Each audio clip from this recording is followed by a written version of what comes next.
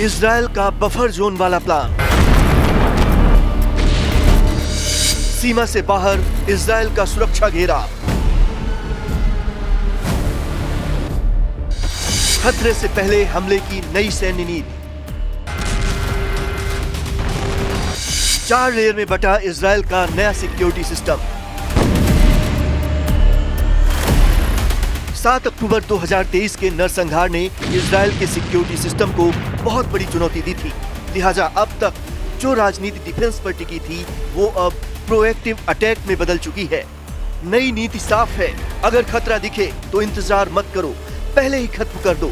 इसी सोच के तहत इजराइल अब अपनी सीमाओं के बाहर बफर जोन बना रहा है। गाजा, सीरिया और अब लेबनान, तीनों जगह एक ही पैटर्न दिख रहा है। इलाके को खाली कराओ, कंट्रोल लो और दुश्मन को सीमा से दूर धकेल दो। रॉयटर्स के मुताबिक ये रणनीति इजराइल को एक सेमी परमानेंट वॉर स्टेट में ले जा रही है, जहां जंग कभी पूरी खत्म नहीं होगी। लेबनान में इजराइल का फोकस साफ है, हिजबुल्लाह को लितानी नदी तक पीछे धकेलना। ये इलाका लेबनान के लगभग 8% हिस्से को कवर करता है। योजना के मुताबिक सीमा से 5 से 10 किलोमीटर अंदर तक क्लियर जोन बनाया जाएगा, जिसके चलते लाखों लोगों को अपने घर छोड़ने के आदेश दिए गए हैं। इजरायली सेना ने कई गांवों को ध्वस्त किया, ये दावा करते हुए कि वहां हथियार छिपे थे। कुछ रिपोर्ट्स में तो यहाँ तक कहा गया कि 90% घरों में हिजबुल्लाह से जुड़ा सामान बरामद हुआ।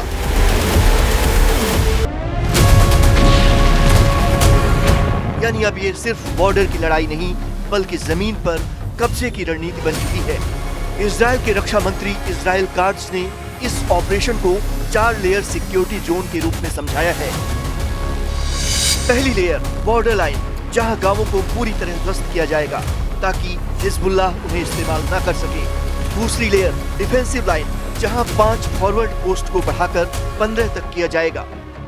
तीसरी लेयर एंटी टैंक लाइन, जहां से मिसाइल अटैक को रोका जाएगा। और चौथी लेयर लितानी नदी, जहां से आतंकियों की घुसपैठ पूरी तरह बंद करने का लक्ष्य है। इसके साथ ही एयर स्ट्राइक्स के जरिए पूरे इलाके में लॉन्च साइट्स और ठिकानों को निशाना बनाया जाएगा।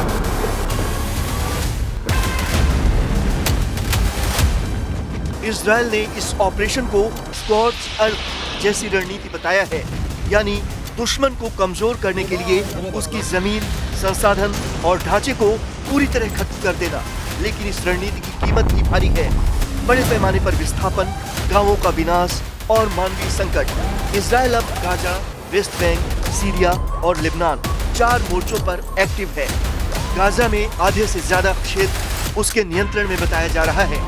यानी सवाल अब सिर्फ सुरक्षा का नहीं, बल्कि ये है कि क्या ये रणनीति पश्चिम एशिया को एक अंतहीन युद्ध की तरफ धकेल रही है।